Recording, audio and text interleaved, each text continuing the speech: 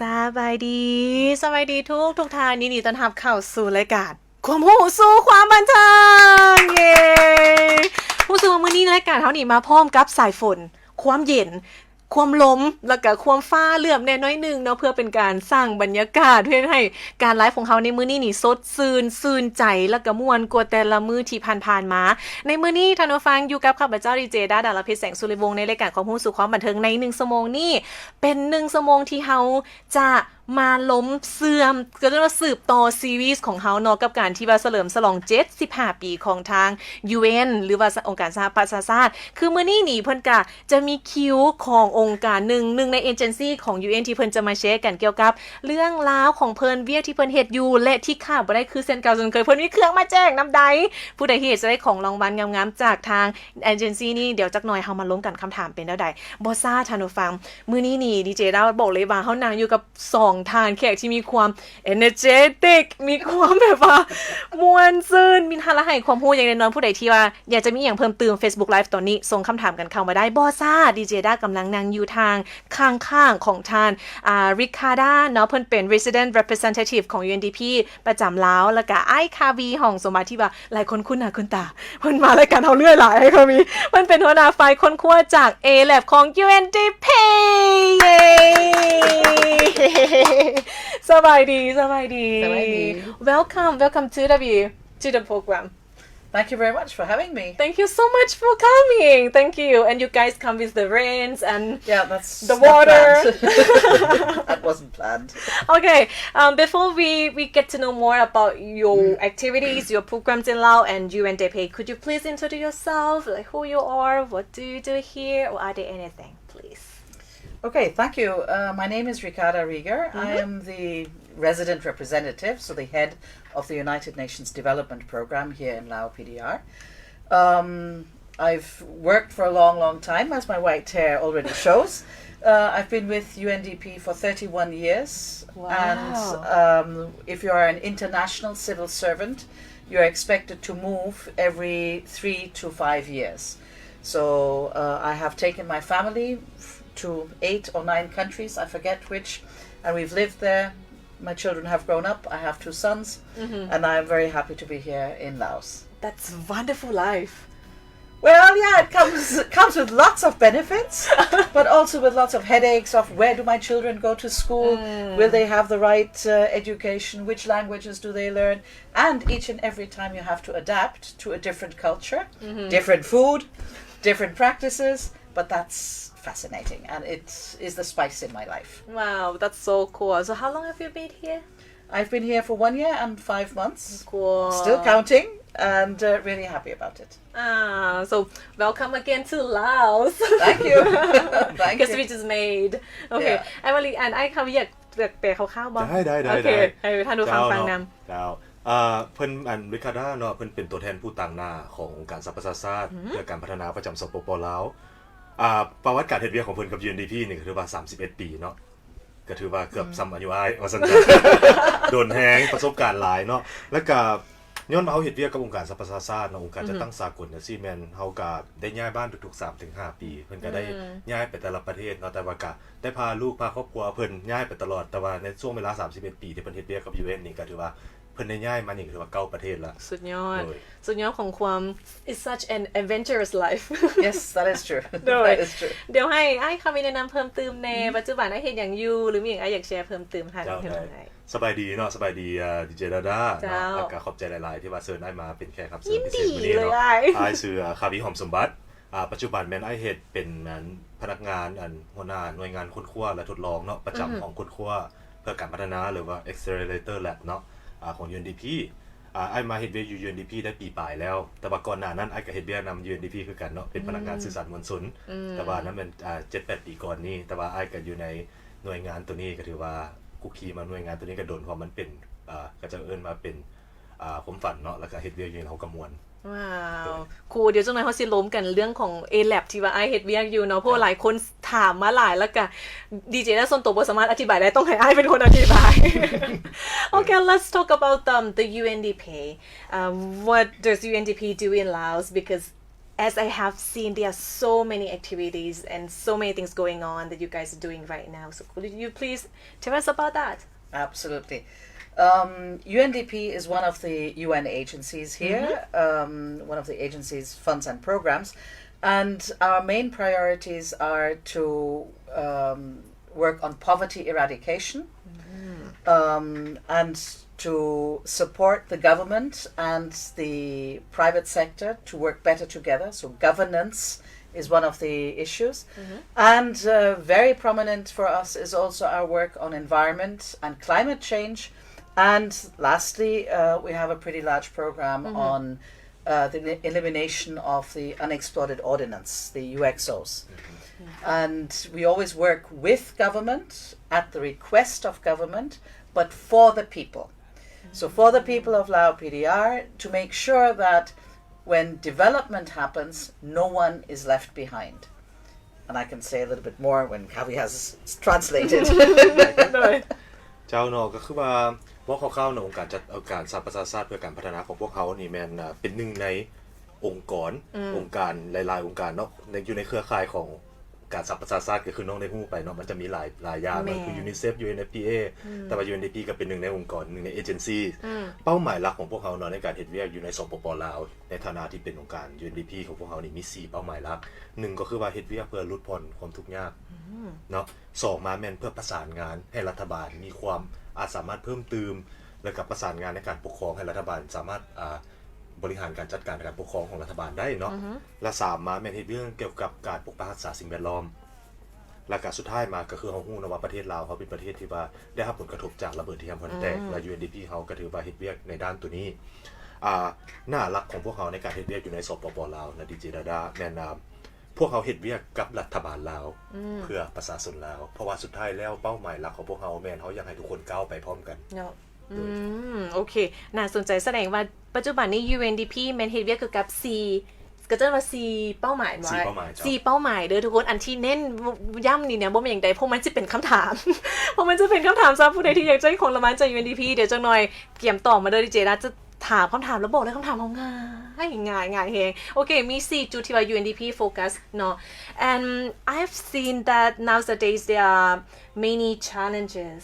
all around the world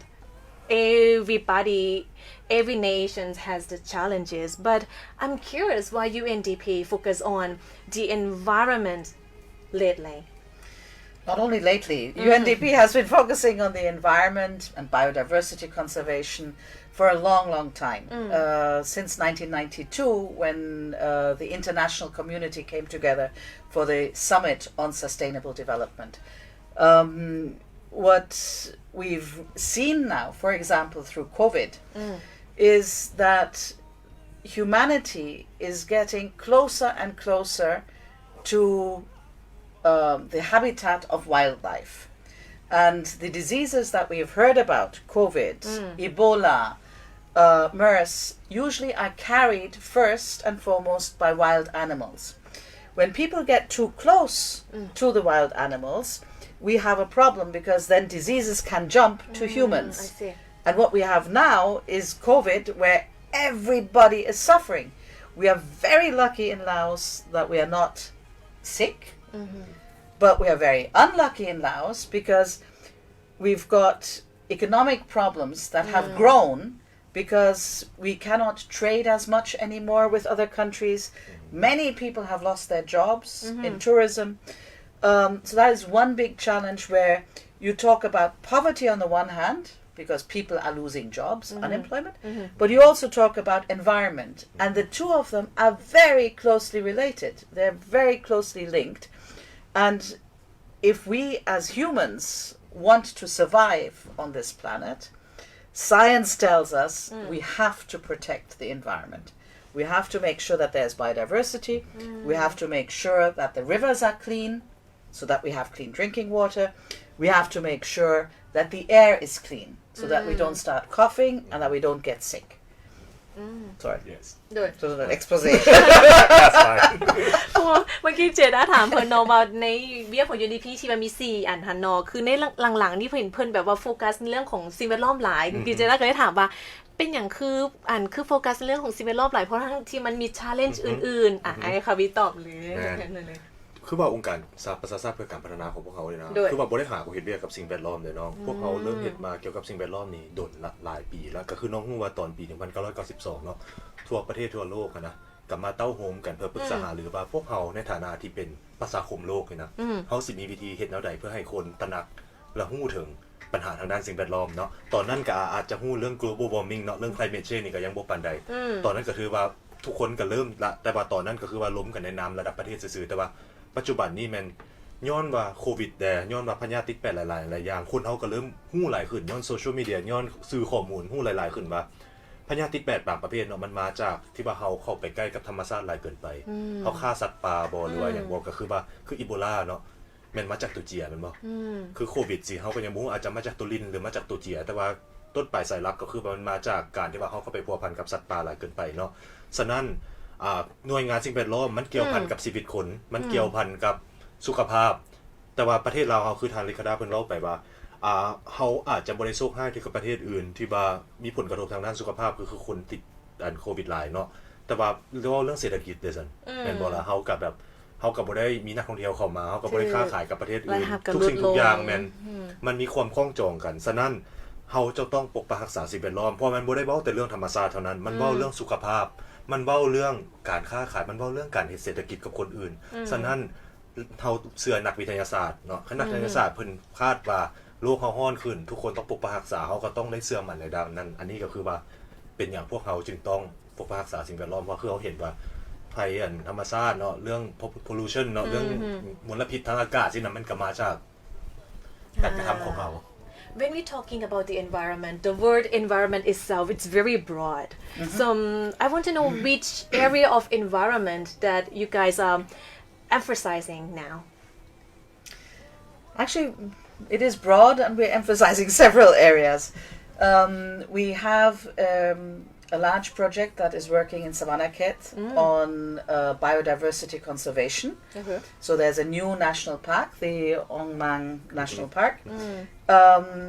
where when you say conservation is, okay, we keep it like that. But the very important part is that the population who lives in it or around the park actually has the possibility to live off the forest without cutting the trees, without hunting too much, but collecting mushrooms or herbs or things which they can then sell. So that's one where we're working very closely with the provincial authorities of Savannakhet. Other things that we do in our daily lives in the office, for example, is we do not use plastic anymore. We reduce plastic bottles. Recently we had an event and when somebody came with small plastic bottles, we said, no, we've got big water pitchers and that is enough for people to drink. We reduce the use of paper in our own office. In the past, we would have had a lot of files, but nowadays we don't print a lot anymore because we know it is possible using technology to not have that much. We are also very concerned about air pollution. And air pollution is a new area for us to work in. So we don't just say, okay, we will work on something and not do anything else. But we've figured out that air pollution is affecting everybody. And we are working together with our office in Thailand to develop a model bearing in mind that air pollution knows no borders, that we could actually work together with our colleagues there, with the Thai government, with the Lao government. So we're developing new support. And air pollution is created through, fires, cars, aircraft, transport, cooking. You can't forbid the cooking. The food is delicious. But maybe there are other ways of grilling than the charcoal that is being used at present. I see. Okay. Please. That's fine. ก็คือเขาฮู้กันว่าคันคือเจดาถามเนาะว่าเวียกงานในวงการสิ่งแวดล้อมที่ว่าของพวกเขา ให้ความสำคัญมีหยังแดพวกเขาก็ให้ความสำคัญหลายอย่างก็คือฮู้กันไปแต่ว่า3อย่างที่พวกเขาให้ความสำคัญปัจจุบันนี้เนาะกับมีนึงก็คือว่าการคุ้มครองสัตว์ป่าก็คือว่าตัวอย่างที่พวกเขาเฮ็ดเป็นพวกเขาเปิดศูนย์สัตว์สวนสงวนสัตว์ป่าสงวนเนาะอยู่ที่องค์มังอยู่ที่สวรรณเขตมันบ่ได้เพียงแต่ว่าเป็นการคุ้มครองสัตว์ป่าหรือว่าป่าไม้อยู่ในเขตนั้นเด้อน้องในเมื่อป่าไม้หรือสัตว์ป่ามันอยู่ในสภาพแวดล้อมที่มีความสมบูรณ์นะระบบนิเวศมันจะดีแล้วเมื่อระบบนิเวศมันดีนะมันจะได้ชีวิตการเป็นอยู่ของคนที่ติดพันกับธรรมชาตินั่นน่ะก็เจ้าสามารถมีเวียกเฮ็ดงานทำก็เจ้าสามารถไปเก็บเฮ็ดก็เจ้าสามารถไปหาป่าก็เจ้าบล็อกไว้แม่นก็เจ้าเขายังให้โอกาสให้เขาเจ้าติดพันกับธรรมชาติกับชีวิตการเป็นอยู่ของเขาเจ้าที่เขาเจ้าได้ใช้มาอย่างที่ดั้งเดิมของเขานะอันนี้ก็คือว่าเป็นหน่วยงานเราเห็นเนาะบ่ว่าจะเป็นรักษาสิ่งแวดล้อมแต่เขายังให้โอกาสคนได้ใช้ชีวิตดำรงชีวิตการเป็นอยู่ที่ว่ามันติดแพทย์กับวัฒนธรรมของเขาเจ้าหรือว่าความเชื่อของเขาเจ้าที่เขาเจ้าเคยเห็นมาแล้ว2มาแม่นเว้าเรื่องการบริหารจัดการสิ่งเศษเหลือนี่แหละพลาสติกเนาะคือเราฮู้กันว่าพลาสติกนี่มันบ่ย่อยสลายมันอยู่นำเฮาไปตลอด1,000 ปี100 ปีมันก็อยู่นำเฮาแม่นบ่ฉะนั้นองค์การพวกเขาแม่นเฮ็ดเริ่มจากตัวเองก็คือว่าเวลาเฮาอยู่ในห้องการเฮาพวกเขาจะบ่ใส่ตุกน้ำพลาสติกเลยเพราะเขาจะบ่ให้มีอยู่ในห้องการเฮาเขาจะใส่ตุกน้ำที่สามารถรีฟิลได้กล่องประชุมใหญ่ๆพวกเขาก็บ่ใส่ตุกน้ำพลาสติกพวกเขาจะบ่ปิ้นเจี้ยหลายพวกเขาจะลดผ่อนการปิ้นเจี้ยให้น้อยลงเนาะแล้วก็ปิ้นเอกสารก็แม่นใช้ระบบอิเล็กทรอนิกส์เอามันจะง่ายในการเซ็นเนาะแล้วก็สุดท้ายมาว่าเรื่องมลพิษก็คือดีเจดาฮู้ว่าปัจจุบันนี้คนเฮาก็จมหลายเนาะเรื่องเกี่ยวกับมลพิษบ่ดีเป็นภูมิแพ้เป็นนั่นเป็นนี่แต่ว่าเฮาต้องเข้าใจว่ามลพิษนี่มันเกิดมาจากการกระทำของเฮาเนาะแล้วมันบางทีมันก็บ่ได้เกิดมาจากการกระทำของเฮาแต่ฝ่ายเดียวมันอาจจะเกิดมาจากกับประเทศเพื่อนบ้านหรือว่าหลายคนเนาะที่อยู่ในขงเขตเฮาฉะนั้นปัจจุบันเฮาเฮ็ดเวียกกับประเทศไทยกับcountry office เนาะหรือว่าองค์การอยู่ไทย UNDP แหละเพื่อปรึกษาหารือในการเฮ็ดเวียกร่วมกันกับรัฐบาลไทยรัฐบาลลาวเพื่อหาวิธีแก้ไขน่าสนใจคือว่าเป็นการก็จะเราโฟกัสเรื่องของในหัวข้อเดียวแต่ว่าให้มันครอบคลุมให้ในหลายๆสเกลในสเกลที่เป็นแมคโครไมโครในแล้วก็ในเลเวลของที่เป็น personal level นำโอเคน่าสนใจมีคำถาม there's a question from the Facebook live since you talking about the goal of UNDP is that you make sure that developing it that no one behind and this person asking that how can we know and how can we measure that this project or these certain activities that no one's left behind how can we know that that's a very good question and in fact for that we need data right now we know for example that there are a lot of different ethnic groups in Laos we also know that they don't all speak Lao but when we say for example when the government gives a message beware of COVID please wash your hands well that group of people don't get the message they may have radio they may have TV they may have books but if it is not in their language how does that message get there so that is one group of people because of language who may be left behind the others are the visually impaired or the hearing impaired how do they get the message when the government says please go and wash your hands to avoid COVID and in order to know that we are not leaving anybody behind we need data and the UN system as a whole looks at vulnerable groups because experience in many countries has shown that there are certain groups of people who are potentially left behind the elderly the disabled people who cannot see walk or whatever the people of ethnic minorities sometimes certain races right so we need to have data of how many disabled are there in Lao PDI I see and that comes through the Lao Statistics Bureau and that comes through the census and we then know a certain percentage and we can then design our projects for that we also go to the provinces and the districts and if there is a project for example access to justice we would work with the authorities to find out okay how can we make sure that everybody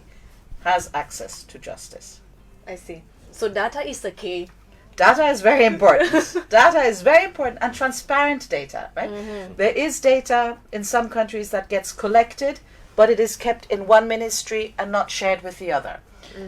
or it is not shared with anybody at all we know that some data has been collected in Laos, but it also needs to be made accessible to the people who take decisions. Let me give you one more example, if I may. Disaster risk reduction, right? So we have floods, we have drought. People need to be informed. It's going to rain very heavily next week. Okay? If there is an entity that has done a risk mapping and knows that when the water rises, it'll go into my little village,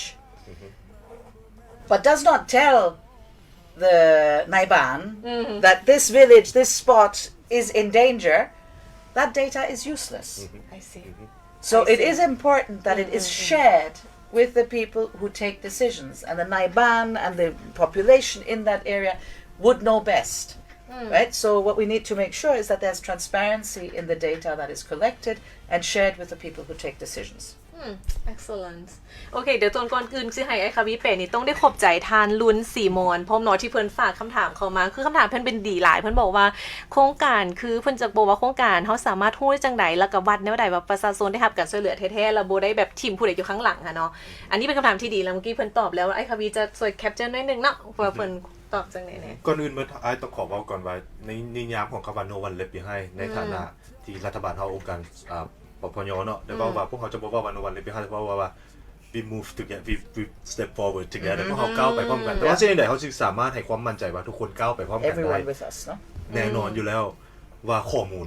เขาต้องมีข้อมูลก่อนเขาต้องศึกษาข้อมูลก่อนว่ากลุ่มคนใดที่พวกเขาจะต้องเฮ็ดเวียกนำและพวกเขา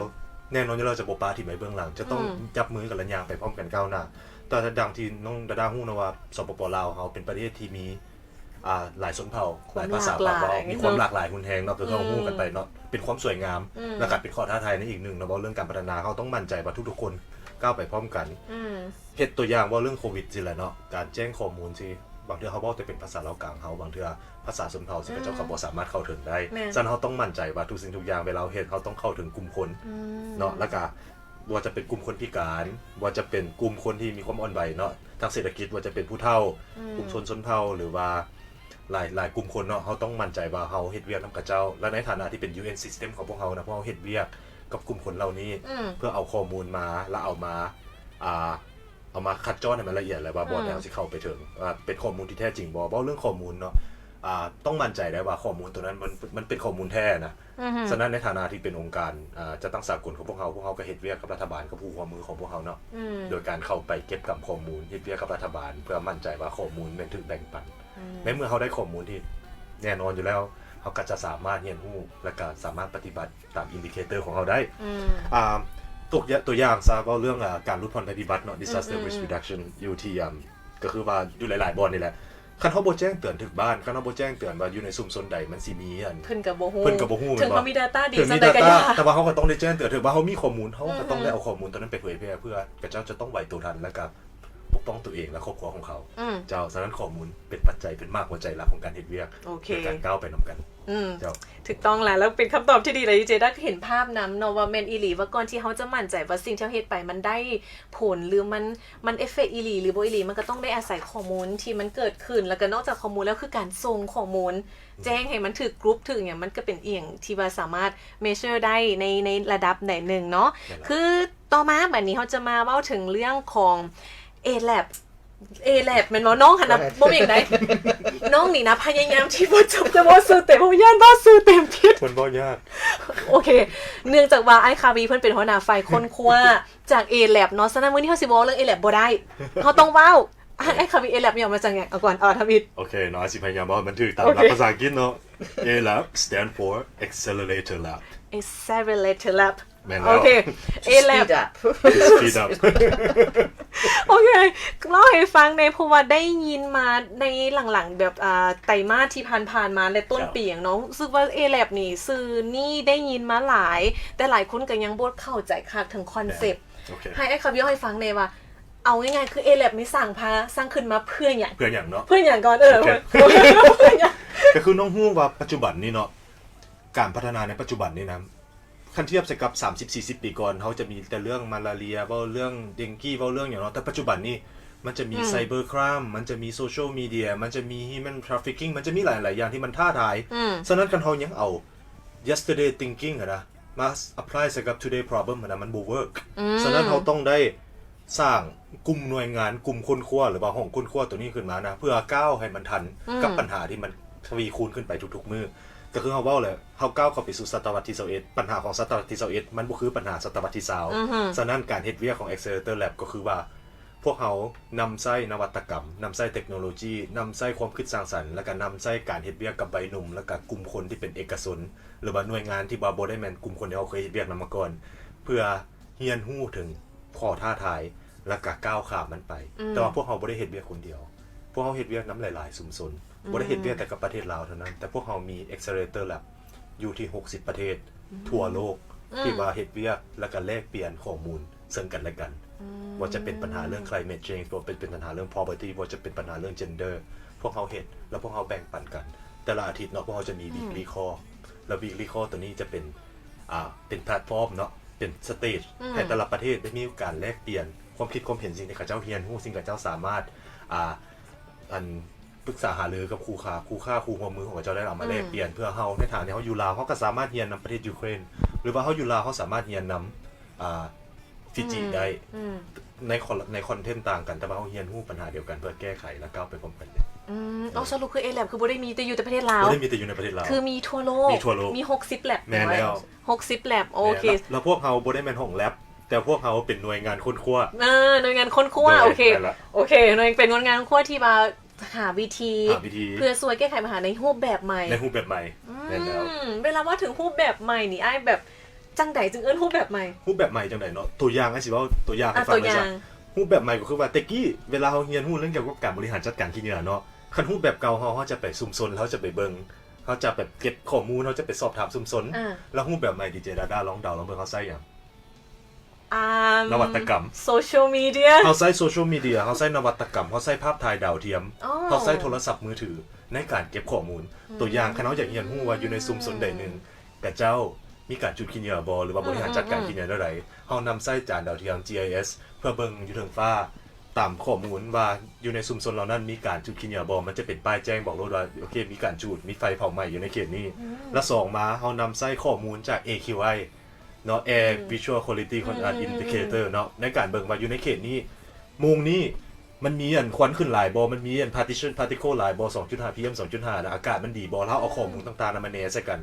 จากการถ่ายรูปจากการจมของคนอยู่ในโซเชียลมีเดียเฮาสามารถเข้าไปเบิ่งได้หมดฉะนั้นเฮาจะนำใช้ข้อมูลจากหลายๆภาคส่วนเข้ามาเพื่อยืนยันก็คือร้านลิคาดาเพิ่นเว้าไว้ว่า data is very important ฉะนั้นพวกเฮาก็เฮ็ดเวียกตัวนี้เกี่ยวกับ data นี่แหละเขาในการพัฒนาคันดีเจดาด้าถามนะว่าตัวอย่างกับในเรื่องข้อมูลนี่แหละแต่เป็นข้อมูลใหม่ที่ในรูปแบบใหม่รูปแบบใหม่โอเคน่าสนใจคือมันต้องคิดหาคำว่า innovative เนาะมันต้องแบบ innovative แล้วมันแก้ปัญหาในรูปแบบที่ต่างเพราะว่าอันนี้ดาเห็นดีกับอ้ายบอลว่าเวลาใหม่ปีใหม่อีหยังใหม่ปัญหามันก็จะใหม่ปัญหามันจะมาใหม่ตลอดซึ่งเขาบ่สามารถเอาวิธีที่มันเป็นวิธีดั้งเดิมมาแก้ปัญหาใหม่ได้เสมอไปคือดีเจดาด้าลองคิดเบิ่งว่าบุญทรงเฮือในปี1940จะมีปัญหาเรื่องพลาสติกบ่ Boat racing in 1940 there's no plastic pollution exactly but what about now right นะก็คือนี่แหละเรื่องความตูนเนาะความแตกต่างมันมีการพัฒนาขึ้นไปเรื่อยๆเรื่องความท้าทายน่าสนใจเดี๋ยวจังหน่อยดาจะให้ไอ้คาบียกตัวอย่างโปรเจกต์ที่เขากำลังรันอยู่ตอนนี้ให้ฟังเนาะมีหลายคนคอมเมนต์กันเข้ามามีคำถามที่ดีหลายคำถามเลยได้มีคนถามเรื่องของ SDG หลาย There are many questions asking about SDGs a lot. Okay, let's see. Oh, then we've got an answer for that. There's a new app. Probably after the break. Okay. สำหรับคำถามที่ว่าท่านผู้ฟังถามมาเนาะเกี่ยวกับเรื่องของการพัฒนาเรื่องของ SDG หรือว่ามีหลายคนถามมาว่าแล้วเฮาคนธรรมดาสามัญชนจะเฮ็ดจังได๋ประกอบส่วนจังได๋เดี๋ยวจังหน่อยเฮาสิมาตอบกันเรื่องนี้ก่อนที่จะไปเบรกเล่นเกมกันก่อนเนาะ Let's play a game. Okay. มีเกมคำถามง่ายๆเลยผู้ใดตอบมาไว้ก่อนได้ก่อนง่ายๆ very simple คำถามคนละอิดถามว่ากติกาก็คือไผตอบมาไว้ก่อนถือก่อนได้ก่อนเนาะถามว่าปัจจุบันนี้ในปีนี้นี่นะทาง UN หรือว่า United Nations นี่นะครบรอบจักปีแล้วโอ้ยง่ายเนาะง่ายกันไว้ค่ะพี่บ่ไปพี่เนาะ คำบ่ใบ้ติเนาะ บ่ไปก็ได้ ตอบเข้ามาเลยผู้ใดสามารถตอบได้รับไปเลยของรางวัลจากทาง UNDP เพิ่นจะมีถงเนาะโอ้ถงผ้าแล้วทางไหนหันจานมีเสื้อเดี๋ยวจะน้อยเบรกแล้วดิเจจะโชว์ให้เบิ่งเด้อตอบมาเลยเข้ามาว่าข้อที่1ทางปีนี้นี่นะ UN นี่ครบรอบจักปีแล้วvery very simple นะตอบกันเข้ามาแล้วก็ข้อที่2เพื่อว่าเป็นการเสียเวลาเนาะ ข้อที่2ถามว่าโอ้ผู้นี้ไว้หลายข้อที่2ถามว่า SDG หรือว่าเป้าหมาย SDG นะมีทั้งหมดจักเป้าหมายรวมทั้งในลาวนำเด้อรวมในลาวเด้อของลาวเฮานี่นะมีทั้งหมดจักเป้าหมายมีคนแบบตอบเข้ามาบางคน75บางคน37บางคน75โอ้so many บางคน78ก็มีคนทำอีที่ตอบเข้ามาหันแม่ได้รับของรางวัลมาเอาของรางวัลจากนันดีเจได้เด้ออยู่สถานีแม่นทาน Max AC ขอแสดงความยินดีนำโอเคข้อที่2ถามไปเลยว่า SDG เป้าหมาย SDG อยู่ประเทศลาวมีทั้งหมดจากเป้าหมายยากเลยยากได้คนนี้แบบถ้าผู้ใดเซิร์ช Google แล้วบ่เขียนคำว่า Laos นี่ ผิดเนาะSDG เป้าหมาย SDG อยู่ที่ว่าอยู่ประเทศลาวมีทั้งหมดจากเป้าหมายอันนั้นเป็นคำถามข้อที่2เนาะท่าน Max AC บอกว่า4เป้าหมายลองเบิ่งท่านนี้บอกว่า17เนาะท่านนี้บอกว่า18แล้วคำตอบคือ18นะขอแสดงความยินดีน้ำทานดิดดาลาวงเนาะหับไปเลยของรางวัลพวกเขาข้อที่3ไปแบบไวๆเลยถามว่าประเทศลาวเฮาเข้าร่วมองค์การสหประชาชาติวันที่เดือนปีใดวันที่เดือนปีใดเอาวันที่เลยเอาปีแล้วนะบอกเอาปีซากะโดให้องค์การประเทศลาวเฮาเข้าองค์การสหประชาชาติแม่นปีใดตอบเข้ามาผู้ทำอีที่ตอบถูกแม่นแจกเลยทันทีมาเอาของรางวัลโลดเนาะเขามีหลายโค้ดซั่นเขาจะไปแบบไว้จังซี่แหละแล้วเพลงนะเขาจึงมาเล่นกันตื่มเนาะหลายคนตอบถูกนะนี่หลายคนตอบถูกแต่มีหลายคนตอบว่า4บ่เข้าใจเป็นหยังเพิ่นก็ตอบ4เนาะเขาบ่ฮู้เลย เอาประเทศลาวเข้าองค์การสหประชาชาติในปีใดลองเขียนเข้ามาเบิ่งเนาะหลายคนก็สิฮู้และท่านนี่บอกว่าปี1945 1945 No because Laos wasn't independent then เห็นบ่ลองตอบมาใบเบิ่งท่านนี้บอกว่า1995 No before บ่ถูกอีก1992 No before ก่อนหน้านั้นทุกคนเฮาสิบ่ฮู้เลยว่าประเทศลาวเข้ากันสหประชาชาติปีใดท่านนี้บอกว่า1955ว้าวมาแสดงความยินดีน้ำทานนุ้ยซุปป่ามาลาของรางวัลเป็นของทานเลยเนาะโอเค let's take a break กันก่อนผู้อยากได้ของรางวัลตื่มเดี๋ยวจะในเบรกไหนเจด้าพาลินเกมอีกเนาะ let's have a night song ที่จริงแล้วคาวีกับริคาด้าเพิ่น request 1เพลงมาแต่บังเอิญว่าเฮาซ้อมบ่เห็นแต่ว่าจะเปิดเพลงนี้แทนให้ซะเนาะผลงานเพลงนี้เป็นเพลงที่มีชื่อว่าเจ้าคือหัวใจ The name of the song is You Are the Heart Oh that sounds nice.That's very romantic โอเคไปหาฟังกันก่อนเดี๋ยวเบรกหน้าอยู่น้ำกันเพิ่มเติมยาฟ้าวไปใส่เดี๋ยวเจอกันเด้อจบไปแล้วสำหรับการเบรกหาฟังผลงานเพลงของพวกเฮามื้อนี้เนาะสอนผลที่ว่าหากันมาเบิ่งไลฟ์ในตอนนี้ดีเจด้านางอยู่ข้างๆกับ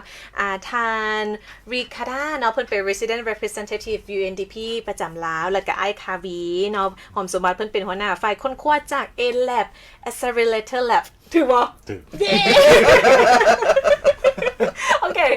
เบรกแล้วนี่เขาล้มกันหลายเรื่องเลยล้มกันหลายเรื่องแล้วก็หลายคนก็ได้รับของรางวัลไปดีใจนำเด้อสำหรับท่านไหนที่ว่าอยากจะได้ของรางวัลเพิ่มเติมเดี๋ยวเจ้าหน่อยเจด้าจะพาแบบเล่นเกมแบบยาวไปเลยลวดเลยแต่ว่าต้องอยู่น้ำกันก่อนได้มื้อนี้เบรกแล้วนี่ก่อนที่จะจบนะไอ้เนาะเขาว่าถึงเรื่องของว่า A Lab หรือว่า Accelerator Lab นี่นะมันสร้างมาเพื่อหยังไอ้อธิบายไปแล้วบัดนี้ไอ้ยกตัวอย่างให้ได้บอกว่าปัจจุบันนี้โครงการที่เขากำลังรันอยู่กับ A Lab นะมันมีอีหยังแน่หรือว่าผู้ที่ว่าฟังอยู่ตอนนี้อยากเข้าร่วมโครงการนั้นก็จะต้องเฮ็ดจังได๋เนี่ยเจ้าด้วยปัจจุบันนี้เนาะของคุณครัวของพวกเฮาแม่นกำลังเฮ็ดเวียกอยู่กับ2หัวข้อเนาะหัวข้อที่เราเฮ็ดแม่นหัวข้อเรื่องเกี่ยวกับการบริหารจัดการสิ่งเศษเหลือหรือว่า waste management เนาะแล้วก็หัวข้อที่2ของพวกเฮาเนี่ยแม่นเป็นหัวข้อเรื่องเกี่ยวกับการสร้างอาชีพให้แก่วัยหนุ่มการสร้างการจ้างงานให้แก่วัยหนุ่มเพราะว่าคิดว่าอันนี้จะเป็นหัวข้อที่ว่าเข้าคงกับหลายคนเลยแหละเขาคิดว่าหัวข้อ2หัวข้อนี้เข้าคงกับชีวิตการเป็นอยู่ของหลายๆคนเนาะ1ก็คือว่า บริหารจัดการสิ่งเสียเหลือทุกๆเครือเรือนมีสิ่งเสียเหลือทุกๆออฟฟิศทุกๆห้องการแม่นมีขี้เหงื่อมีการบริหารจัดการสิ่งเสียเหลือแม่นบ่ถ้าสองมาวัยหนุ่มกับประเทศเฮาก็เกือบ 80% แม่นเป็นคนหนุ่มเนาะต่ำกว่า25ปีแล้วปัจจุบันนี้กิจกรรมหลักที่พวกเฮาเฮ็ดเนาะแม่นพวกเฮาพยายามเข้าใจพวกเฮาเฮ็ดเวียกกับคบต.เนาะหรือว่า VCOMS เนาะ City of Management and Service ในการเข้าใจว่าปัญหาหรือว่าความท้าทายของการบริหารจัดการสิ่งเสียเหลืออยู่ในบ้านเฮานี่นะมันเป็นหยังแต่ว่ากิจกรรมหลักๆตอนนี้เลยที่พวกเฮาเฮ็ดแม่นพวกเฮาเฮ็ดก็จะเอิ้นว่า Innovation Core หรือว่าเปิดตัวโครงการเพื่อสร้างนวัตกรรมเพื่อช่วยเหลือบริหารจัดการสิ่งเสียเหลือมันต้องเป็นนวัตกรรมต้องใส่นวัตกรรมแล้วต้องใส่นวัตกรรมแต่ว่าจริงๆแล้วต้องเข้าใจได้คำว่านวัตกรรมเนาะบางทีเขาจะคิดว่ามันต้องเป็นดิจิทัล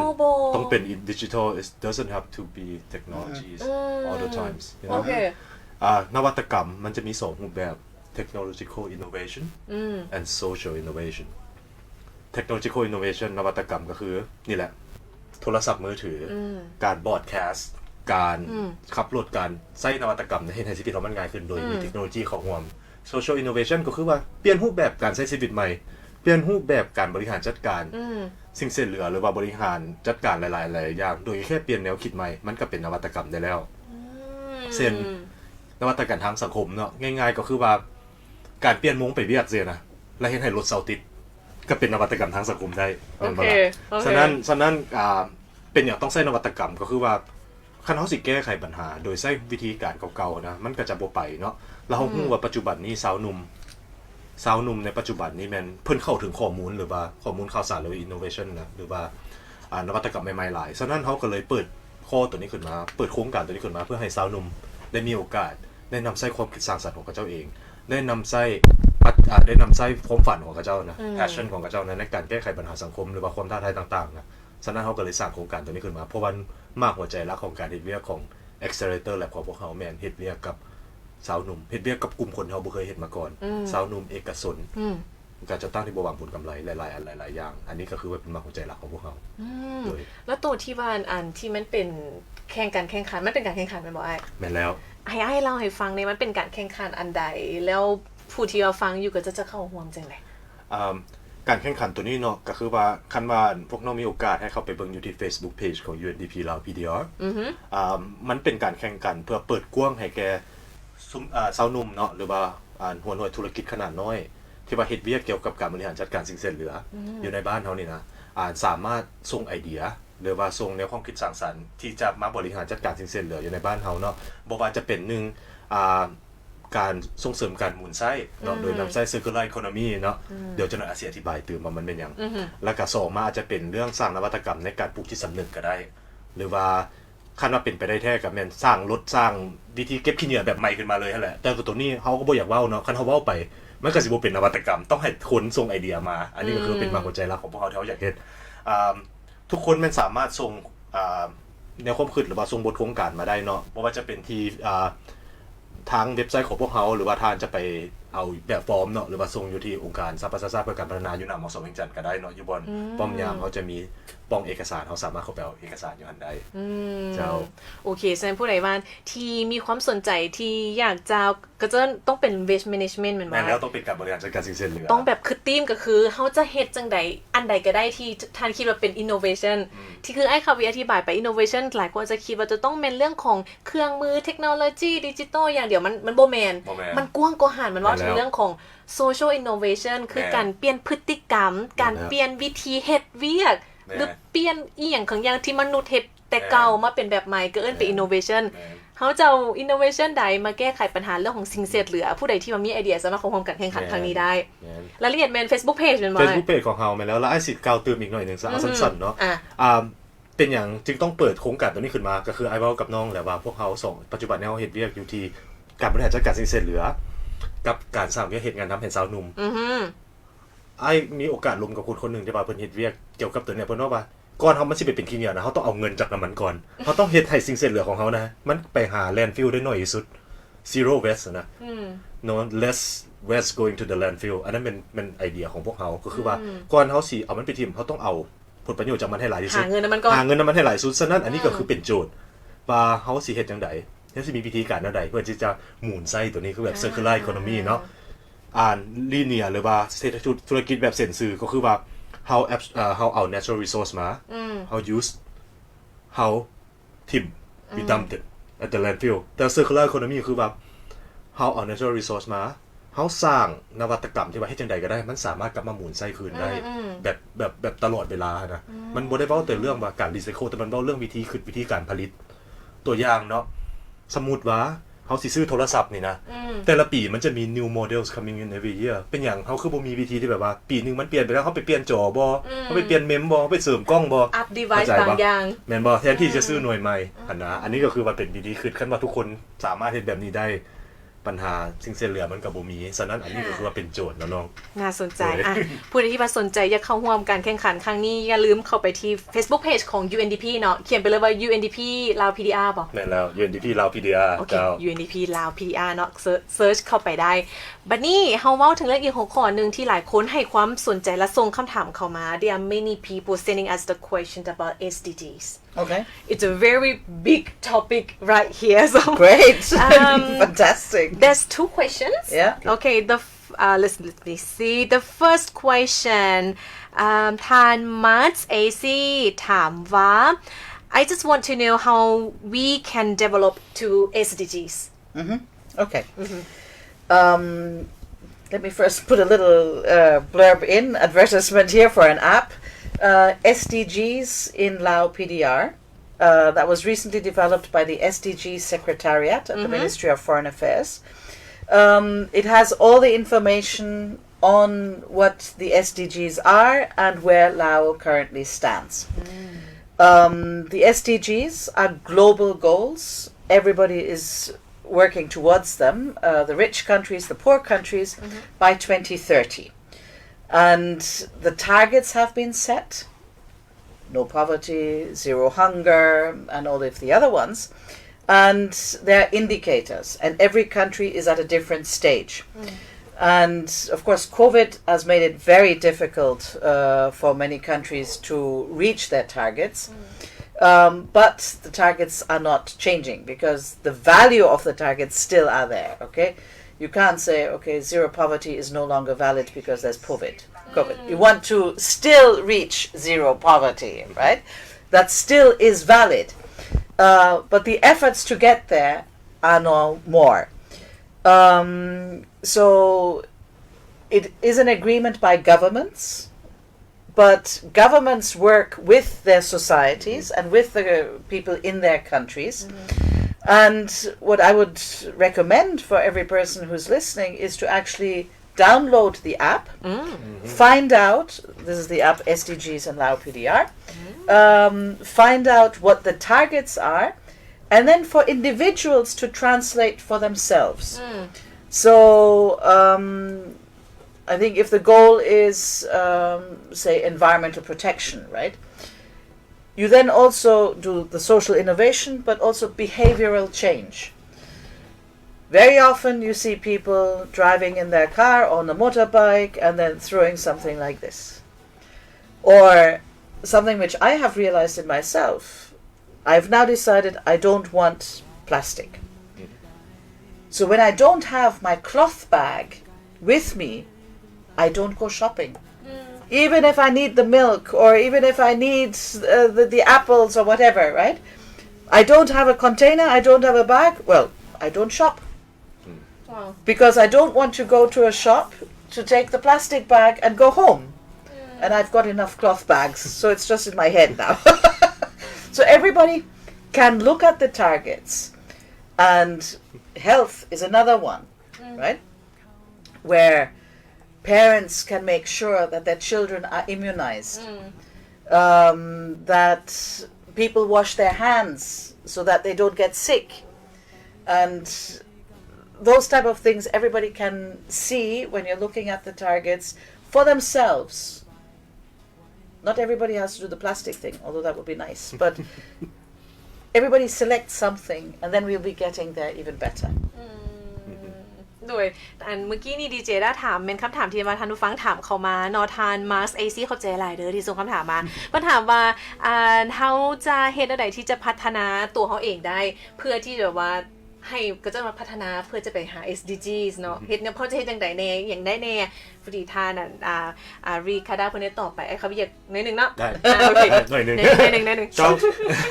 ตัวอย่างขอบใจหลายๆเนาะสำหรับคำถามแต่ว่า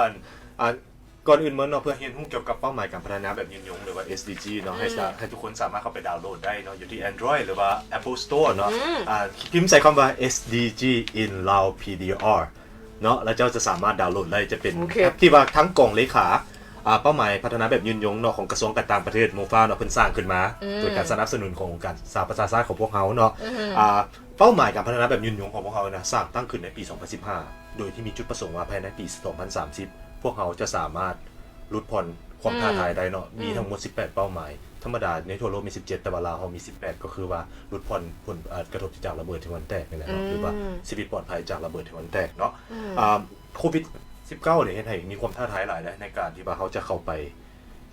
เฮ็ดให้เป้าหมายมันตรงเป้าหมายที่ว่าเขาสร้างขึ้นมานะแต่ว่าก็ให้ฮู้เนาะว่าเป้าหมายบ่ได้แม่นแต่เพียงภาครัฐและบ่ได้แม่นเพียงทาง UN ของพวกเขาให้ความสำคัญแต่ว่าทุกๆท่านสามารถเนาะ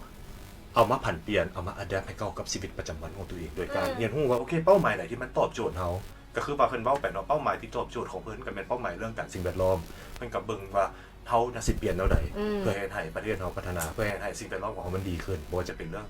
การลดพลาสติกบ่เปลี่ยนพฤติกรรมเล็กๆน้อยๆก็สามารถให้เฮาประกอบส่วนประเทศชาติของเฮาในการบรรลุเป้าหมายตรงนี้ได้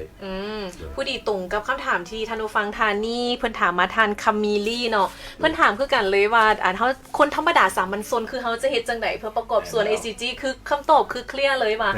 เฮาสามารถเฮ็ดได้และถ้าเฮาอยากจะฮู้ว่าตอนนี้ประเทศลาวเฮาอยู่บ่อนใดหรือว่าเฮาอยากจะฮู้ว่าแต่ละ SDG มีรายละเอียดจังได๋แล้วเฮาสามารถได้อีหยังได้แน่แม่นดาวน์โหลดแอปแอปมีชื่อว่า SDG in Lao PDR โอเคดาวน์โหลดแอปมาได้ Android ก็ได้ iOS ก็ได้ทุกอย่างเป็นภาษาลาวมาเลยภาษาลาวหมดเลยมันมีอย่างในยืนหันในนี้มีครบมันทุกอย่างมีทั้งข้อมูลข่าวสารบ้านเฮาข้อมูลข่าวสารเกี่ยวกับ SDG อยู่ในบ้านเฮาเป็นอย่างใดอินดิเคเตอร์หรือว่าตัวซีบัตมีแบบใดๆเนาะอยู่ในต่างๆแล้วก็หน่วยงานหรือว่าองค์การจัดตั้งใดๆภายในรัฐบาลนะที่ว่าเฮ็ดหน้าที่รับผิดชอบเช่นตัวอย่างเนาะว่าเรื่องการลดผ่อนส่งเสริมบทบาทหญิงชายกับแม่นสภามินินเพิ่นเฮ็ดเนี่ยนะหรือว่าเรื่องการปกป้องสิ่งแวดล้อมกับแม่นกระทรวงสิ่งแวดล้อมนะกระทรวงเกษตรกรรมป่าไม้ซี่นะเพิ่นเฮ็ดส่วนหลายกับจะเป็นบ้านแบบนี้อยู่ในแอปพลิเคชันก็ลองลินเบิ่งมีหลายอย่างเนาะเป็นข้อมูลบ่ว่าจะเป็นเด็กน้อยพ่อแม่ทุกคนสามารถเรียนรู้ได้ตัวนี้มันเกี่ยวกับตัวเขาเนาะลองไปเบิ่งเนาะสามารถดาวน์โหลดได้แล้วโหลดฟรีเนาะความได้ความรู้แล้วก็ดาวน์โหลดฟรีแล้วก็เฮาจะได้รู้เพิ่มเติมว่าเพราะว่าหลายคนเวลาเว้าคำว่า SDGs แบบมันใหญ่แฮงจนเฮาบ่ฮู้สิเฮ็ดหยังได้แน่แต่ที่จริงแล้วมัน SDG ทั้งหมดที่ว่าอยู่ประเทศลาวที่มี18เป้าหมายเนาะมันก็แม่นพัวพันกับชีวิตเฮาทุกคนนี่แหละในทุกอ้อมข้างอ้อมเอวทุกอย่างเลยเฮาสามารถเฮ็ดอีหยังได้แน่รายละเอียดเป็นจังได๋ดาวน์โหลดแอปตัวนี้มีประโยชน์หลายเนาะ encourage ให้ทุกคนได้ดาวน์โหลดกันมีหลายคำถามส่งเข้ามาที่เมื่อกี้เห็นแวบๆเนาะท่านนี่อยากจะฮู้เกี่ยวกับอยากให้เพิ่นบอกว่าเพิ่นสนใจเรื่องของsocial innovation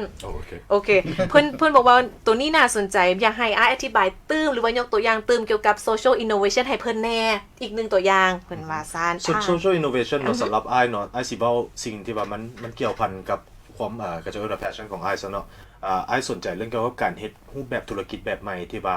เอาปัญหาของสังคมมาบวกใส่กับวิธีการหาเงินเพิ่นเอิ้นว่า social enterprise social enterprise เป็น social innovation ย้อนว่า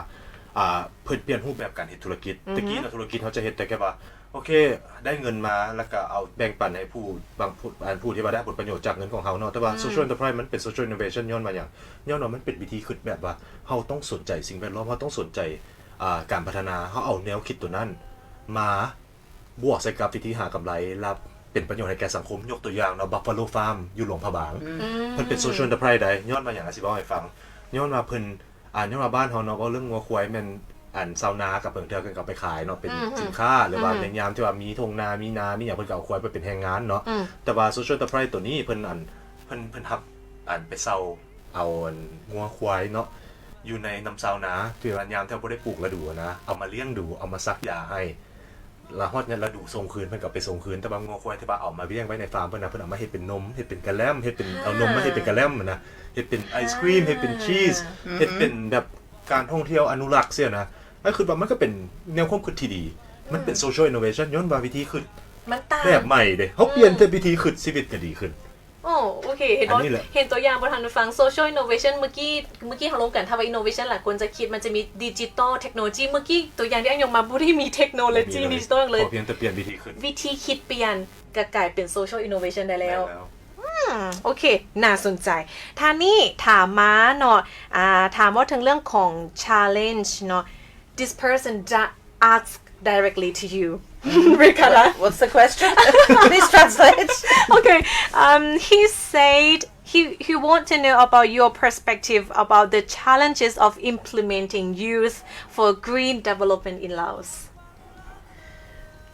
Well, I don't think that there are too many challenges for young people to get involved with green development.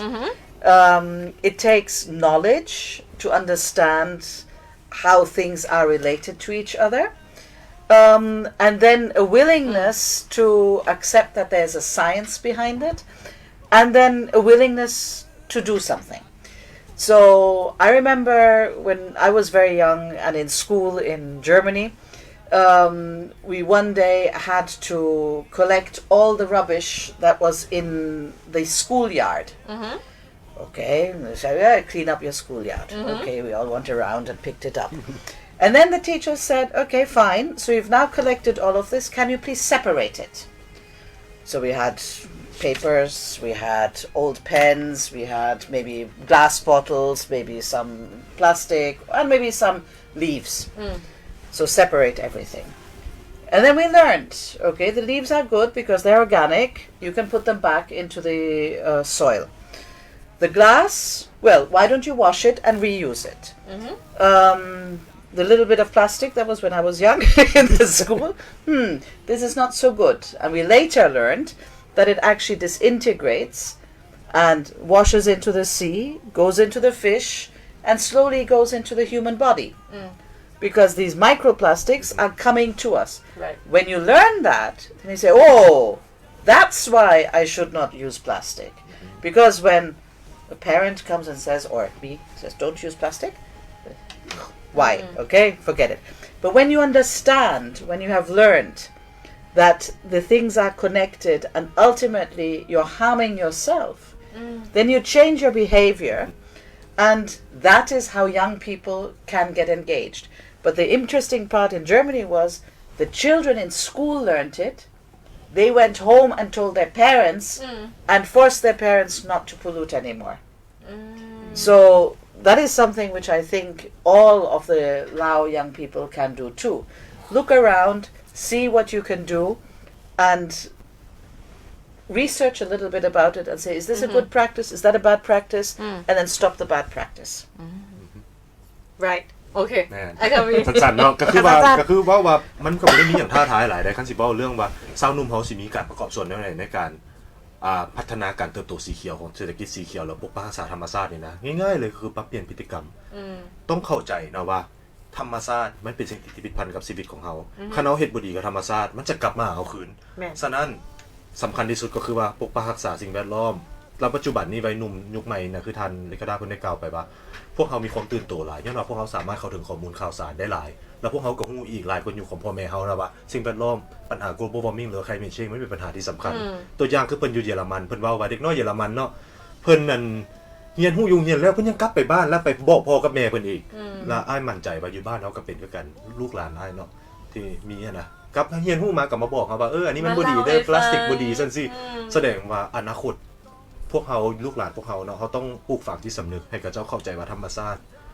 เป็นตัวต้นยอดอนาคตของเจ้าคันเจ้าทำลายธรรมชาติในมื้อนี้เฮาจะบ่มีสิ่งแวดล้อมที่ดีในมื้อหน้าโอเค good questions เนาะขอบใจหลายสำหรับผู้ที่ว่าส่งคำถามเข้ามาหลายคนส่งคำถามเข้ามาขอบใจหลายๆเด้อบางอันคำถามก็ได้กวมในคำตอบที่ว่าเฮาถามนํกันแล้ว alright guys let's play games โอเคมายังมีของรางวัลหลายอยู่เมื่อกี้ที่เฮาหากะลิดกันไปประมาณจักข้อวะ3ข้อบ่3ข้อ1 4แม่นบ่ต่อเลยคำกติกาของเฮาง่ายๆคือคำถามสั้นๆตอบง่ายๆผู้ใดตอบมาก่อนได้ก่อนเนาะต่อคำถามของเฮา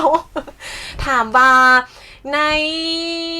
เอาตัวนี้กันตัวง่ายสุด UNDP UNDP ย่อมาจากหยัง เขียนคำตอบมา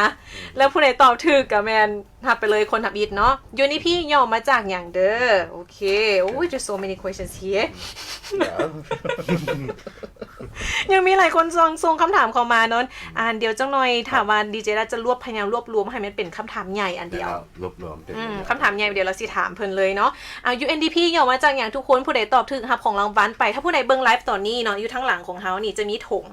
และด้านข้างในถุงค่ะนะท่านจะมีเสื้อเนาะท่านสามารถใส่ได้2อย่างในเวลาเดียวกันเลยคือท่านริคาดาว่าเวลาไปซื้อเครื่องท่านก็สามารถใส่ถุงตรงนี้ไปช้อปปิ้งได้โอเค UNDP ย่อมาจากอย่างทุกคนจัดมาเพื่อไม่เป็นการเสียเวลาไปตอบคำถามแบบคำถามต่อเลยว่าเมื่อกี้ที่ไอ้คาวีเว้าถึงของ Accelerator Lab เนาะหรือว่า A Lab เมื่อกี้เพิ่นเว้าแบบชัดเจนเลยว่า A Lab นี่นะเฮ็ดเวียกเป้าหมายนี่นะกับ2เป้าหมายหลักใน2เป้าหมายหลักกันนะตอบมาอันนึงก็ได้ว่ามันเป็นหยังตอบ1ใน2ก็ได้เนาะโอเคอุ้ยมีหลายคนตอบเข้ามาเพิ่นบอกว่า United Nations Development Program ถูกป่ะcorrect โอเคคุณจะขอแสดงความยินดีน้ำทานซุกเสวยเนาะหับไปเลยของรางวัลของเขาคำถามต่อมา Accelerator Lab หรือว่า A Lab นี่เนาะแม่นเพิ่นเฮ็ดเวียเกี่ยวกับหยังไอ้คำนี้ต่อไปมามี2อย่างให้ทานเว้า1อย่างมาก็ได้เฮาล้มกันเมื่อกี้นี่แหละหัวข้อเมื่อกี้นั้นเม็ดอีหยังต่อมาเลยถ้าไปถึงได้รับของรางวัลไปและต่อมาเพื่อไม่เป็นการเสียเวลาเฮาจะถามว่าในประเทศลาวนี่เนาะมันจะมีเป้าหมายหนึ่งของ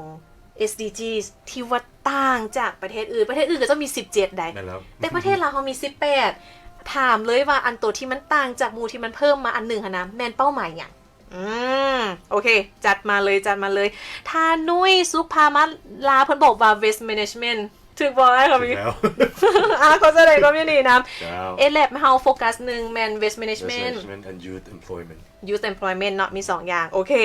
เมื่อกี้โตมาว่าSDG อยู่ประเทศลาวที่มันต่างจากประเทศอื่นอันหนึ่งค่ะที่มันเพิ่มมานะแม่นหยังต่อเข้ามาเลยแล้วก็คำถามต่อมาเขาแบบเฮาไว้หลายแบบทุกคนนี่นะบอกว่าที่เจดาซ่าเลย They told me to slow down We accelerate Right Accelerate everything ทานนี่บอกว่าระเบิดที่ยังบ่ทันแตกถูกต้องเนาะทานสุทธิดาเพชรดาราขอแสดงความยินดีนำเด้อที่จริงหลายคนตอบถูกได้หลายคนตอบว่า UXO ถูกเลยมันบ่ถูกไปแล้วแสดงว่าหลายคนเข้าใจเขามีความรู้เรื่องของ SDG หลายขึ้นดีใจนำแต่ว่าท่านอาจจะตอบซ่ากว่าทานสุทธิดาหน่อยนึงเนาะแต่ถ้าสุทธิดาได้ครับไปมาต่อบัดนี้น่ะเอาตัวใดดี What is the name of the app Oh right Yes เมื่อกี้เขาล้มกันว่าถ้าผู้ใดอยากจะฮู้เกี่ยวกับข้อมูลข่าวสารของ SDG ในบ้านเฮานี่เนาะสามารถโหลดแอปได้แอปนั่นนะซื้อไว้หยังโอเคแอปนั่นนะซื้อไว้หยังเนาะบอกซื้อมาเลยถ้าในที่ว่าบอกซื้อถูกก็ได้รับของรางวัลไปอันก็ตรงๆเลยนะบ่มีหยังซับซ้อนซื้อแอปมานะง่ายๆเลย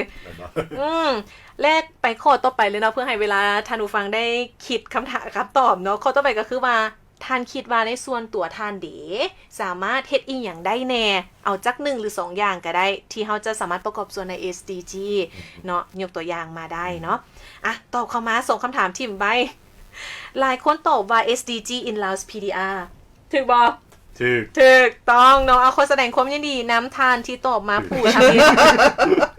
เดี๋ยวมันคืออย่างทานบิลลี่พีทีเนาะทานบิลลี่พีทีตอบมาถึกเด้อเอาของรางวัลอยู่สถานีพวกเฮา 90.0 เด้อเดี๋ยวทางทีมงานเขาจะมอบให้แล้วก็ข้อต่อมาที่เขาถามว่าแล้วเฮาเดี๋ยวจะประกอบส่วนในเวียกงาน SDG จังได๋ท่านผู้ฟังเล่าให้ฟังเนี่ยจัก1หรือ2อย่างเนาะอันใดก็ได้ผู้ใดที่เว้าตอบมาล่ะถึกใจซะตัวนี้บ่เอาความไว้ดอกเอาความถึกใจถ้าผู้ใดตอบได้ถึกใจทางพวกเฮาแล้วแจกไปเลยทันทีเนาะดีใจที่หลายคนตอบถูก SDGs in Lao PDR นะหลายคนตอบถูกซื้อหลายคนจะไปดาวน์โหลดเนาะแล้วก็เฮียนฮู้ตึมลองไปเบิ่งเนาะลองแอปใส่แอปเบิ่งบางทีเฮาจะได้ข้อมูลอันใดเพิ่มเติมหรือผู้ใดที่ว่ากำลังเรียนอยู่เฮ็ดบทจบบ่เฮ็ดบทพรีเซนต์เกี่ยวกับ SDG บ่ตัวนี้เป็นข้อมูลได้ท่านี้บอกว่าวิธีประกอบส่วนก็คือว่าreduce using plastic โอเคเป็นหนึ่งในหันท่านี้บอกว่าเปลี่ยนพฤติกรรมในการดำรงชีวิตโอเคท่านี้บอกว่าใส่ถุงผ้าแทนถุงพลาสติกโอเคมีอย่างอีกบอที่เขาสามารถเฮ็ดได้ในการประกอบส่วนหรือเขาจะแบบ innovative social innovative ที่ให้คาวีแนะนำบอกลอง suggest เข้ามาได้เนาะท่านี้บอกว่าปลูกต้นไม้หลายๆ plant more trees plant more trees Oh yes absolutely เนาะหรือมีอันไหนอีกตื้มอีกบ่ลองเขียนคำมาเบิ่งว่าเฮาสามารถประกอบส่วนอีหยังได้แน่ในการพัฒนาตัว SDGs นี้แล้วผู้ใดที่ว่าต่อมาแล้วเฮาจะแจกไปเดี๋ยวซ้ำซาถาคำตอบนี้ since our time it's very limited and we need to waiting more answers from the audiences through the Facebook live the future is coming Okay absolutely so what are the future activities or future plans of UNDP in Laos Well, UNDP works at the request of government and one of the biggest projects that we have is to work with government on the preparation of the next NSEDP and we will then see from the next NSEDP which are the priorities and where our cooperation is best placed. We can foresee that we will continue to work on environment and climate change and we will clearly also work with the other UN agencies to help to bring the SDGs together. And a new area for us, but I think also for government to a certain degree, is the issue of digitalization and making sure that there are proper rules about it, that there are standards, and that as many people as possible can benefit from it in remote areas, in city areas, and that it is used for the right purposes. เนี่ย จ้ะก็คือว่าอนาคตเนาะแผนในอนาคตของการสัมปทานชาติเพื่อการพัฒนาของพวกเขาเองนะครับก็คือว่าพวกเขาปัจจุบันนี้เป็นเฮ็ดเวียกกับรัฐบาลลาวเนาะโดยการก้าเกี่ยมแผนพัฒนาเศรษฐกิจสังคมแผนเก่าเนาะให้รัฐบาลลาวเนาะแล้วก็ต่อกับเฮ็ดเวียกของกับรัฐบาลลาวแล้วก็ต่อมาแม่นพวกเขาเฮ็ดเวียกเกี่ยวกับเวียกงานสิ่งแวดล้อมก็ยังเนาะถือว่าเป็น priority ของพวกเขาเนาะ environment ก็ถือว่าเป็นสิ่งที่พวกเขาจะเฮ็ดต่อไป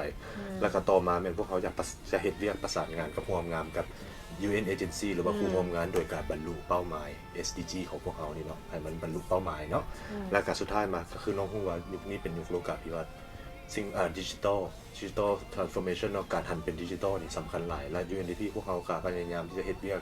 กับรัฐบาลกับหน่วยงานที่เกี่ยวข้องเพื่อแนวใดเพื่อให้บ้านเฮาหันเป็นดิจิทัลและก็เพื่อให้ทุกคนสามารถเข้าถึงข้อมูลข่าวสารและก็เข้าถึงการเฮ็ดเวียกที่ง่ายได้ขึ้นเนาะถือว่าเป็นแผนอนาคตที่ต้องการทุกคนในการประกอบส่วนและพัฒนาร่วมกันเนาะมาเดี๋ยวเฮากลับมาอีกครั้งหนึ่งหากไลฟ์เฮาที่การเฮาเว้าถึงเรื่องของการพัฒนาการมีส่วนร่วมคือเฮาเว้ากัน so as you said the future plan the future is actually coming and it requires everyone to get involved to contribute to any activities and our question is asking about how can we contribute to the SDG goals and there are many answers right here we need to choose one that we like the most okay this person said organize youth for SDGs use the solar power wind power okay conserve the environment What else? ตัวนี้ค่ะอาสาสมัคร being a volunteer to help the society. ท่านนี้บอกว่า learn about the importance of the environment. Use a bag instead of plastic. Okay. ท่านนี้บอกว่าส่วนให้ประชาชนบ่ทำลายสิ่งแวดล้อมด้วยขึ้น Okay. Educate local people not to harm with the forest or conserve the forest. So, which answer that you like?I would go, I think, for the first one. The first one. Organize young people to do something, right? And because all of the listeners seem to be going for the SDGs, then I could assume it's not only plastic or forest, but it is for the entire SDGs. So organize, understand what they are, how one gets involved, and talk to people. Because it's not...one single individual that will make the change. It'll be one single individual and many friends who will make the change together, right? And the same way as we as UN agencies work together, we work with partners in government, in civil society, in provincial governments, with the private sector. Everybody has a role to play. It is not only the UN, it is not only the government but everybody, and the more who get involved the better. So organizing a group sounds to me like a good one. Okay, so congratulations ขอแสดงความยินดีนำทานสุขเสวยเนาะได้รับของรางวัลไปขอแสดงความยินดีนำทุกทานเลยที่ว่าตอบคำถามขึ้นมาแล้วผู้ใดที่ว่าดีเจได้ซื้อไปเนาะให้มารับของรางวัลอยู่ที่สถานีของพวกเราได้ 90.0 มาแจ้งไอที่เฮาแล้วเพิ่นจะเอาของรางวัลให้ so thank you so much thank you so much Ricarda and Ikavi for joining us and sharing with us very useful information projects apps SDGs information a lot of things Thank It you was so great fun. Thank you. Thank you ขอบใจเลยเด้อมีขอบใจ ขอบใจ เด้ ขอบใจ อและที่ค่ะบ่ได้ขอบใจท่านผู้ฟังทุกท่านเนาะที่ว่าให้เกียรติติดตามเฮาฟังให้เกียรติมีส่วนร่วมในการประกอบคำเห็นดิเจล่าส่วนตัวดีใจได้ที่เวลาเฮาถามเรื่องเกี่ยวกับว่า SDG บ่อย่างหลายคนเข้าใจหลายคนฮู้ว่ามันแม่นหยังอะนะอันนี้เป็นสิ่งที่ว่าส่วนตัวแม่นดีใจหลายแต่ผู้ใดที่ว่าอีกครั้งนึงอยากจะฮู้เพิ่มเติมเกี่ยวกับเรื่องของ SDGs บ่เรื่องของโปรเจกต์ที่ว่าแหละกำลังรันอยู่เข้าไป UNDP Facebook page เนาะจัดไปได้เลยสำหรับมื้อนี้เวลาหมดเวลาแต่ว่าก็สิจัง you have any words to say Thank you ได้ไง ขอบใจหลายๆขอบใจหลายๆ โดยแล้วก็อย่าลืมสมัครเข้ามาเนาะในโครงการ Innovation Call ของพวกเราเนาะปิดรับสมัครวันที่25ตุลาที่จะมาถึงนี้เนาะแล้วก็ส่งไอเดียเข้ามาได้หลายเพื่ออนาคตของตัวเมืองของพวกเราเพื่ออนาคตของลูกหลานของพวกเราเนาะเขาสิมีวิธีในการนำใช้นวัตกรรมในการบริหารจัดการเนาะสิ่งเสียเหลือฝากไว้สำหรับการแข่งขันครั้งนี้เนาะมีลูกบอกลูกมีหลานบอกหลาน นั่นแล้ว พร้อมกันไว้เด้อท่านผู้ฟังด้วยขอบใจอีกครั้งนึงผู้ใดที่หากกันมาเบิ่งไลฟ์กลับไปที่ Facebook Page ของเราได้ Laoyouthวิดีโอนี้จะอยู่หั่นแหละถ้าสามารถแชร์ไปได้หลายเทื่อเบิ่งคืนได้รีวิวหลายรอบก็ได้แล้วแต่ทานเลยเนาะพบกันใหม่ในโอกาสหน้าสำหรับมื้อนี้ไปละได้ No we say goodbye guys bye see you next time Bye bye. Thank you. ขอบใจ